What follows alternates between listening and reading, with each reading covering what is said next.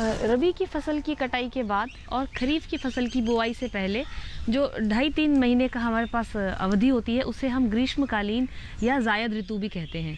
तो जिन किसान भाइयों के पास सिंचाई की सुविधा उपलब्ध है वो इस अंतराल या इसमें कम अवधि की एक फसल लेकर अपनी आमदनी को, अपनी आय को बढ़ा सकते हैं।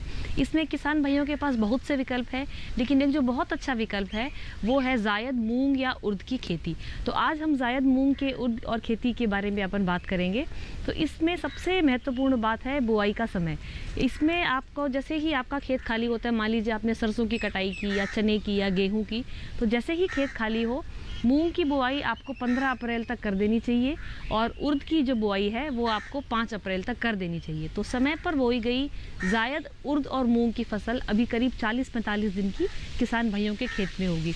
तो इस समय हमें किन सस्य क्रियाओं का ध्यान रखना है, किन बातों का ध्यान रखें जिससे हमें अधिक से अधिक उपज मिले, इसके बारे में आज हम बात करेंगे। तो फसल चक्र जो आपका सघनीकरण भी हो गया, इसके कई लाभ हैं, यानी कि 2 की जगह आपने एक ही साल में 3 फसलें ली है। और अगर आप अपने खेत में कोई एक सीज़न में भी, मान लीजिए खरीफ, रबी और जायद में से किसी एक सीज़न में भी अगर आप कोई दलहनी फसल लेते हैं तो उसके अपने बहुत से फ़ायदे हैं। सबसे पहले तो ये कि ये मनुष्यों के लिए प्रोटीन का मुख्य आहार है। हमारे यहाँ पे शाकाहारी जनसंख्या ज़्यादा है, इसके कारण जो बचा हुआ आपका चारा है वो भी बहुत पौष्टिक होता है। उसके अंदर भी बहुत अधिक मात्रा में प्रोटीन है जो पशुओं को मिलता है।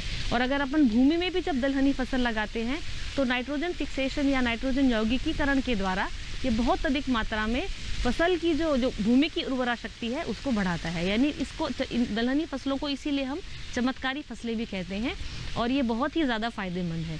लेकिन जैसे बताया गया कि जायद में जो सबसे महत्वपूर्ण बात है, बुआई का समय आपने देख लिया, उसके बाद सिंचाई बहुत महत्वपूर्ण है। इसीलिए जहाँ भी सिंचित क्षेत्र है, जैसे मान लीजिए आप भारत के जो उत्तरी मैदानी क्षेत्र है, पंजाब है, हरियाणा है, उत्तरी राजस्थान है या पश्चिमी ये उत्तर प्रदेश है, उन सभी में धान और सरसों की कटाई के बाद में हम जायद मूंग और उड़द को लेते हैं। तो इसके अंदर जैसे आपको पहले पलेवा देना है और फिर हम बुआई करते हैं। तो शुरुआत में 20-25 दिन तक आप कोई सिंचाई ना दें, उसके बाद हर 12 से 15 दिन के अंतराल पर आपको एक सिंचाई उपलब्ध करानी होगी। यदि बारिश आ जाती है तो आप इस अंतराल को बढ़ा सकते हैं। ध्यान रखिए, जब फूल से जब आपकी फली बनती है और जब फली में दाने भरने लगते हैं, इन दोनों ही परिस्थितियों में फसल को नमी की कमी नहीं होनी चाहिए। तो इन 2 क्रांतिक अवस्थाओं का किसान भाइयों को ध्यान रखना होगा। और इसके बाद खरपतवार, क्योंकि बहुत ही इसमें दलहनी फसल है, वैसे तो फसल जो है वो ग्राउंड को घेर लेती है, लेकिन फिर भी खरपतवार की समस्या इसमें देखी गई है। इसके लिए है श्रेष्ठ यही होता है कि आप निराई गुड़ाई करते रहें।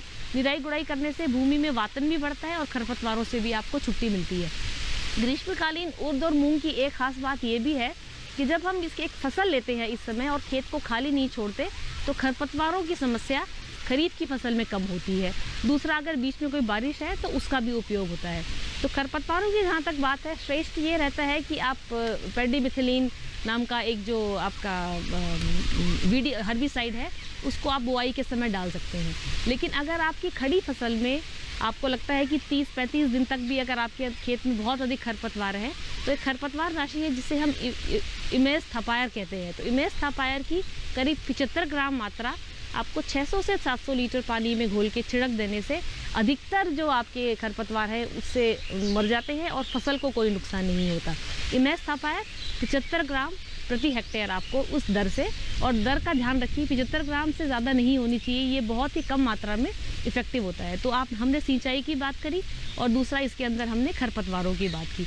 अब इसके अंदर जो और महत्वपूर्ण बातें हैं, मान लीजिए कि ये कीट और बीमारियों की। वैसे तो क्योंकि आप ग्रीष्मकालीन ऋतु में जब आप मूंग और उड़द की लेते हैं तो उसमें ज़्यादातर कीड़े और बीमारियां नहीं आते, क्योंकि तापमान ज़्यादा होता है और आर्द्रता या नमी भी कम होती है, तो फफूंद जनित कोई भी बीमारी है वो भी कम होगी। लेकिन फिर भी कुछ क्षेत्रों में जहाँ लगातार सिंचाई होती रहती है उन क्षेत्रों में कुछ कीड़े और बीमारी पाए जाते हैं। तो अगर अपन बीमारियों की बात करें तो इसमें 2 प्रमुख बीमारियां हैं। एक तो वायरस जनित ही है, हमको बोलते हैं जीवाणु जनित है, जिसको हम बोलते हैं येलो मोज़ेक वायरस। आपने देखा होगा कि पत्ते पीले पड़ जाते हैं इसके अंदर, और यहाँ तक कि जो आपकी फली बनती है वो भी पीली हो जाती है। फली को आप खोल कर देखेंगे तो दाने भी आपको पीले ही नज़र आएंगे।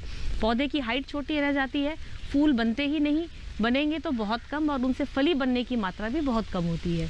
और ये वायरस जनित है। जिस तरह से कोविड-19 का कोई इलाज नहीं है, वैसे इस बीमारी का सीधा कोई इलाज नहीं है। जैसे हम कोविड-19 के संक्रमण को रोक सकते हैं, उसी तरह से इस बीमारी के फैलाव को रोक सकते हैं। एक सफ़ेद मक्खी नाम के कीड़े से ये बीमारी एक पौधे से दूसरे पौधे में जाती है। तो जो भी आपके ग्रसित पौधे हैं उन्हें आप खेत से उखाड़ के बाहर डाल दें, जला दें या मिट्टी में गाड़ दें, या फिर आप वाइट फ्लाई को कंट्रोल करें या सफ़ेद मक्खी को कंट्रोल करें। और उसके लिए आप डाइमेथोएट नाम का एक रसायन है, या ऑक्सीडेमेटोन मिथाइल है, या इवन मोनोक्रोटोफॉस भी आप ले सकते हैं। इन तीनों में से ही जो रसायन आपको मिले, करीब 1 लीटर मात्रा 600 से 700 लीटर पानी में अगर घोल के आप छिड़क देते हैं तो आपकी जो सफ़ेद मक्खी है वो मर जाएगी और इस बीमारी का संक्रमण रुक जाएगा।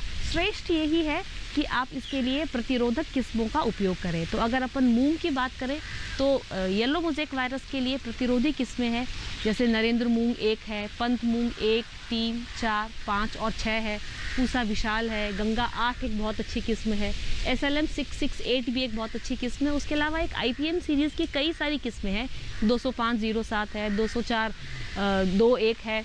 इनमें से कोई भी अगर आप मूंग की फसल लेते हैं तो येलो मोज़ेक वायरस डिजीज़ या बीमारी आपके खेत में नहीं आएगी। और अगर उड़द की बात करें तो नरेंद्र उड़द 1 है, उत्तरा एक बहुत अच्छी किस्म है, उजाला किस्म है, आज़ाद 1, 2, 3, शेखर 1, 2, 3। इनमें से अगर आप किसी प्रतिरोधक किस्म का आप प्रयोग करते हैं तो ये बीमारी आपके नहीं आएगी। और बीमारी दिखे पौधों को उखाड़ना है और सफ़ेद मक्खी का कंट्रोल करना है। जो दूसरी बीमारी है वो होती है फफूंद जनित, जिसको हम फंगल डिजीज़ भी कहते हैं। इसके अंदर आपकी सबसे पहले तो झुलसा अंगमारी आएगी, पौधा एकदम सूख जाएगा, पत्तियां सिकुड़ जाती है, क्रिंकल हो जाती है, मतलब सल पड़ जाते हैं उसमें। इस तरह के अगर लक्षण दिखाई दे तो ये अंगमारी का एक वो होता है। उसके अलावा आपने इसमें एक पाउडरी मिल्ड्यू डिजीज़ भी है, वो भी बहुत अधिक देखा गया है। इनके लिए किसी भी फफूंद जनित बीमारी की किसी भी फसल में सबसे श्रेष्ठ उपाय है कि आप बीज उपचार करें। बीज उपचार आप किसी भी फफूंद नाशक से कर सकते हैं, जैसे कि वीटावैक्स है या कार्बेंडाजिम है। इन दोनों में से आपको जो मिले उसकी करीब 2 ग्राम मात्रा से आपको 1 किलोग्राम बीज को उपचारित करना है बुआई के समय, और उसके बाद आपको बुआई करनी है। जो लोग जैविक खेती की बात करते हैं वो ट्राइकोडर्मा का उपयोग कर सकते हैं। ट्राइकोडर्मा विरिडी नाम का जो रसायन है उसका आप 10 से 12 ग्राम लें, प्रति किलोग्राम आप उससे बीज को उपचारित करें और खेत में बुआई कर दें। इन दोनों का मिश्रण भी आप ले सकते हैं। मान लीजिए कि फफूंद नाशक जैसे वीटावैक्स या कार्बेंडाजिम की 1 मात्रा और उसी के हिसाब से 4 गुना मात्रा, यानी 2 ग्राम वीटावैक्स और 8 ग्राम ट्राइकोडर्मा लेके भी आप 1 किलोग्राम बीज को उपचारित कर सकते हैं। उपचार के अंदर एक बात और भी है, जैसे मान लीजिए क्योंकि ये दलहनी फसलें हैं, बहुत लोग इसमें राइजोबियम का टीका भी लगाते हैं, तो उसका एक श्रेणी है जिसको हम बोलते हैं FIR। सबसे पहले आप किसी फफूंद नाशक से बीज को उपचारित करें, फिर किसी कीटनाशक से, और सबसे ऊपर आप राइजोबियम का टीका लगाएं, उसके बाद ही बुआई करें। तो ऐसा होने पे बीमारी आपको कम दिखाई देगी। लेकिन फिर भी आपको लगता है कि आपके इसमें खेत में ज़्यादा कोई फफूंद जनित बीमारी है तो आप इसके कई जैविक उपचार भी हैं। एक नीम आप सल्फ़र जो डस्ट होती है उसके करीब 4 किलोग्राम मात्रा या 0.3% सल्फ़र का अगर आप घोल छिड़क देते हैं तो फफूंद जनित जो बीमारी है वो नहीं आएगी इसके अंदर। उसके अलावा आप फिर भी आपको संक्रमण ज़्यादा लगता है तो डाइथेन M45 या डाइथेन Z78 का घोल बनाकर आप 10 से 15 दिन के अंतराल पे आप 2 छिड़काव कर देंगे। मान लीजिए एक 45 दिन पे और एक उसके बाद फिर 15 दिन के बाद में, तभी भी इन बीमारियों से आपको खेत में परेशानी नहीं होगी। अब अगर कीड़ों की बात करें तो दलहनी फसलों में क्योंकि प्रोटीन मात्रा अधिक होती है और बहुत सक्यूलेंट और सॉफ्ट होता है और बहुत स्वादिष्ट भी होता है, तो ये कीड़ों को बहुत आकर्षित करता है। 2 प्रकार के इसके अंदर कीड़े लगते हैं। एक हम बोलते हैं भेदक, फली भेदक आपने सुना होगा, बड़ी लट दिखाई देती है, एक बड़ा छेद बनाकर फली के अंदर घुस जाती है और दानों को खाती रहती है, तो इसको हम बोरर या भेदक कीड़े कहते हैं। इसके लिए अगर आप जैविक उपचार करना चाहें तो ये इसका हेलिकोवर्पा और स्पोडोप्टेरा का NPV न्यूक्लियर पॉलीहेड्रोसिस वायरस का एक लार्वे आता है, आप समझ लीजिए भिंडक जो होता है, इसकी करीब 250 से 500 आप लार्वा इक्विवेलेंट लेके प्रति हेक्टेयर की दर से अगर आप छिड़काव कर देते हैं तो आपको इस कीड़े से मुक्ति मिल सकती है। आप ये भी देख लीजिए अगर प्रति वर्ग मीटर आपको 2 से अधिक आपको अगर सुंडी दिखाई देती है या भेदक कीड़ा दिखाई देते हैं तभी आप किसी नियंत्रण पर जाइए, वरना क्योंकि ये छोटी अवधि की फसल है, 70-75 दिन पे आपकी पूरी फसल कट के तैयार हो जाएगी, तो ज़्यादा इसमें परेशानी की बात नहीं है। दूसरा जो समूह है कीड़ों का उसको हम चूसने वाले कीड़े कहते हैं, जिसके अंदर एफिड या माहू जिसे हम कहते हैं, थ्रिप्स है और जेसिड है। ये जो चूसने वाले कीड़े हैं ये पत्तियों को भी नुकसान पहुंचाते हैं और फली जो नई बन रही होती है और उसमें जो दाना पनप रहा होता है उसको भी बहुत अधिक नुकसान पहुंचाते हैं। इसके जो जैविक उपचार है बहुत ही इफ़ेक्टिव है, जिसको हम बोलते हैं नीम की निम्बोली का जो सत होता है उसका अगर आप 5% घोल यानी कि नीम सीड कर्नल एक्सट्रैक्ट, नीम के निम्बोली का 5% सत या सफ़ेदा की जो पत्ती हैं उसमें भी आपने देखा होगा बड़ी तेज़ इसके अंदर एक खुशबू आती है, उसका अगर आप 10% घोल बनाकर छिड़क देते हैं तो चूसने वाले जितने भी कीड़े हैं उनसे आपको छुट्टी मिल सकती है। लेकिन अगर आपको लगता है कि जैविक से नियंत्रण नहीं हो रहा और अगर बहुत ज़्यादा ही कीड़े दिखाई दे और ख़ास तौर पर मान लीजिए आसपास कई खेत नहीं है और सिर्फ आप ही के खेत में कोई फसल है, तो कीड़े उस परिस्थिति में उस फसल को ज़्यादा नुकसान पहुंचाते हैं। तो उधर आप उस समय में आप चूसने वाले कीड़ों के लिए इमिडाक्लोप्रिड नाम का एक रसायन है, ध्यान से सुनिए, उसकी मात्रा 1 मिलीलीटर मात्रा 3 लीटर पानी में घोल के अगर आप छिड़काव कर देते हैं तो ये कीड़ा जो हैं आपके चूसने वाले ये नहीं आएंगे। अब इसमें एक बात और भी है कि ये फसल ज़्यादातर मूंग और उर्द की जो किस्में हैं वो एक साथ पककर तैयार नहीं होती, आपको कम से कम 2-3 बार इसके अंदर जो फलियां हैं उनकी तुड़ाई करनी पड़ती है। तो आपका उद्देश्य ये होना चाहिए कि प्रथम सप्ताह जो जुलाई का है उसमें खरीफ की फसल की बुआई और तैयारी करनी है, तो 30 जून तक आपकी फसल कट के आपकी तैयार हो जानी चाहिए। तो अगर आप 1 या 2 तुड़ाई भी कर लेते हैं तो बची हुई जो आपकी मान लीजिए कुछ फलियां रह भी जाती है या कुछ पौधे हरे भी रह जाते हैं तो उसको या तो आप मिट्टी पलटने वाले हल से आप भूमि में ही अगर जोत दें तो ये हरी खाद का काम करती है। अगर आप उन बचे हुए पौधों को हटा के पशुओं को खिला दें तो वो पौष्टिक चारे का काम भी करते हैं। तो इस तरह से अगर आप 2 पिकिंग के बाद भी बचे हुए मूंग को खेत में पलट दें तो आप अपनी खरीफ की बुआई के लिए लेट नहीं होंगे।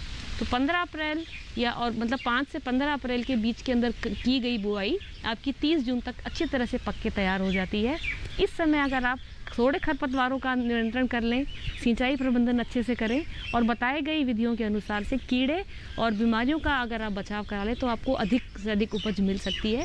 और चूंकि ये समय ऐसा है कि बहुत ही बड़ी बीमारी से हम सब लड़ रहे हैं, कोविड-19 या कोरोना वायरस की जो बीमारी है, इस चलते सभी किसान भाइयों से मैं ये भी अपील करना चाहूँगी कि जब भी आएँ वो खेत में आप हमेशा अपने मुँह को ढक के रखें, इस तरह के मास्क से या सामान्य जो गमछा होता है हमारा उसको प्रयोग करें, सांस ढक के रखें, आपस में कम से कम 2 गज की दूरी बनाए रखें और उस गमछे को भी जाकर रोज़ धोएं, साफ़ करें डेटॉल से हो सके तो, और धूप में ज़रूर सुखाएं। तो इस तरह से जो छोटी मोटी सावधानियां रखते हुए हम खेत में सारे काम करेंगे तो अधिक फसल प्राप्त होगी, अधिक मुनाफा प्राप्त होगा और हमारा जो देश है वो दलहनी फसलों के संदर्भ में आत्मनिर्भरता की ओर ज़रूर जाएगा।